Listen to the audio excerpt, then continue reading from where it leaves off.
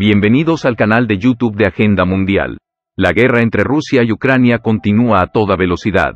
Si bien la lucha en el territorio de Ucrania ha continuado desde el 24 de febrero de 2022, las fuerzas ucranianas han estado asestando un golpe tras otro contra las fuerzas de ocupación rusas últimamente. Según la información obtenida de los canales estatales de Kiev, desde el 24 de febrero, cuando las tropas rusas iniciaron la ocupación de tierras ucranianas, continúan sufriendo graves pérdidas de soldados y equipos. En la actualización realizada el otro día, el Estado Mayor General de las Fuerzas Armadas de Ucrania dijo que 1.040 personas fueron eliminadas en un día. Esto sitúa las estimaciones sobre el número total de bajas de las tropas rusas desde el comienzo de la guerra en 165.000. La actualización también informó que los 12 tanques y 11 vehículos blindados de Rusia quedaron inutilizables ayer.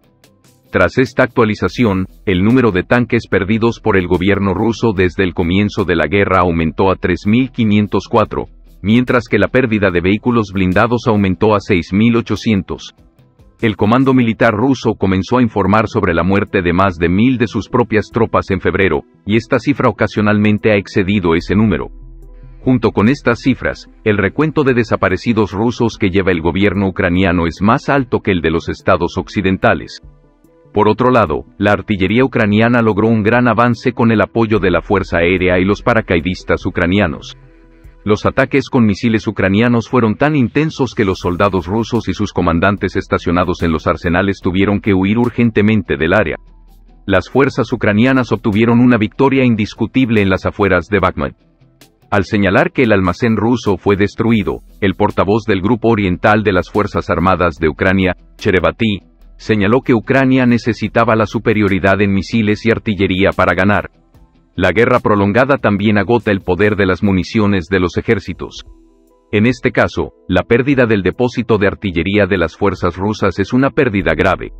El poder de ataque de las fuerzas rusas, que perdieron 6 arsenales de artillería al mismo tiempo, también se está desgastando.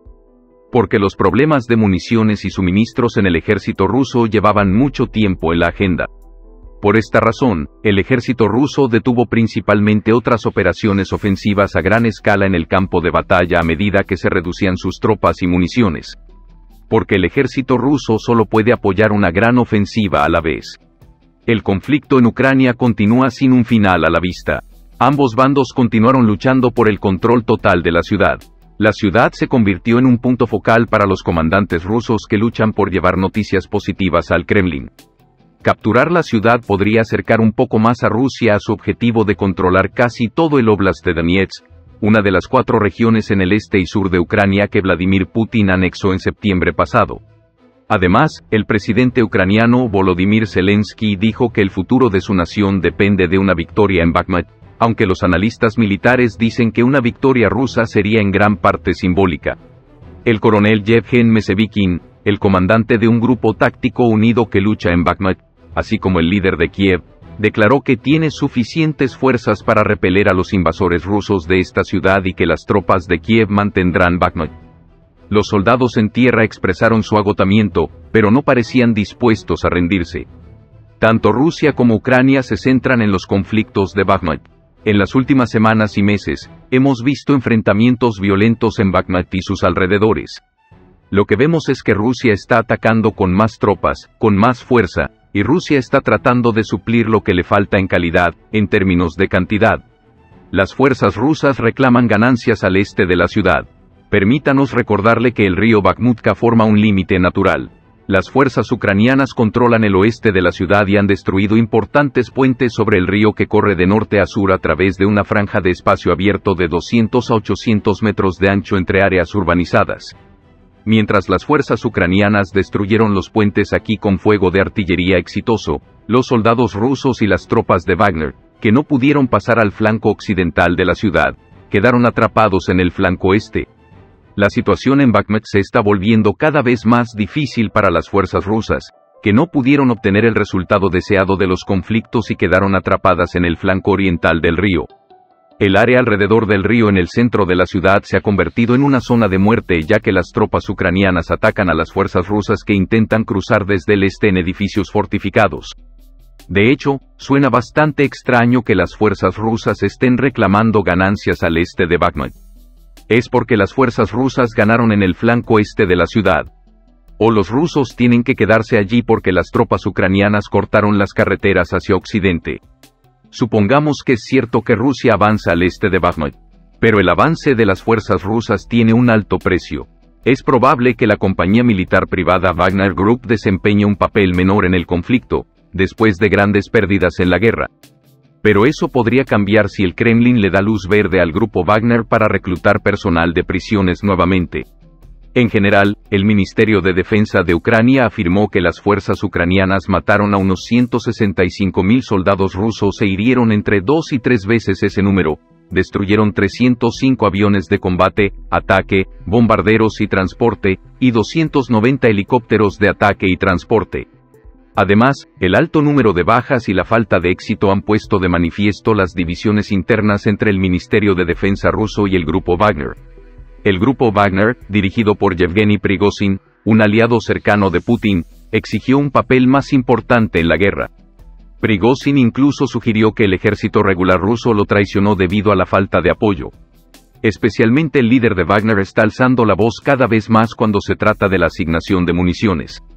Yevgeny afirmó que si la crisis de municiones continúa, la retirada de las tropas de Wagner de la región está en la agenda. Al decir que el ejército ruso no podría tomar la ciudad si Wagner se retiraba de Bakhmut, Yevgeny amenazó indirectamente a las autoridades rusas con retirarse de la guerra. Veremos cómo será la postura de Vladimir Putin frente a las amenazas en el futuro. Por otro lado, se puede considerar un logro el progreso en Bakhmut cuando observamos estas bajas sufridas. Estaremos encantados de que nos haga saber sus pensamientos en los comentarios. Incluso si las fuerzas rusas controlan completamente Bakhmut, la ciudad será una victoria vacía para Moscú. Para que Rusia declare la victoria, debe al menos controlar las regiones de Donetsk y Lugansk de Ucrania.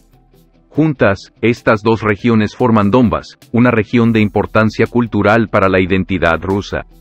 La propaganda soviética de la década de 1920 en realidad describió la región como el corazón de Rusia. Como resultado, el presidente ruso, Vladimir Putin, no puede soportar fácilmente los reveses en la región. La investigación sobre cómo la guerra afectó la popularidad de Putin es, sin duda, problemática. Lo que sí se sabe, sin embargo, es que Putin cuenta con el apoyo de los nacionalistas rusos para mantener su posición, y la toma de Donbas es crucial para esta base. Es por eso que Rusia continúa sus esfuerzos en Bakhmut y la región circundante, a pesar de que Ucrania afirma que entre 10.000 y 20.000 soldados rusos murieron allí. Por otro lado, Bakhmut ha sido repetidamente comparado con el conflicto en Stalingrado durante la Segunda Guerra Mundial, mientras que los conflictos en la región de Donbas evocaron comparaciones con la guerra de trincheras de la Primera Guerra Mundial en el frente occidental.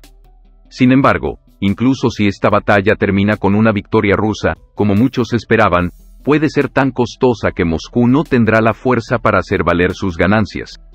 En su lugar, tendrá que aferrarse a lo que ha ganado, y no queda mucho por lo que valga la pena aferrarse.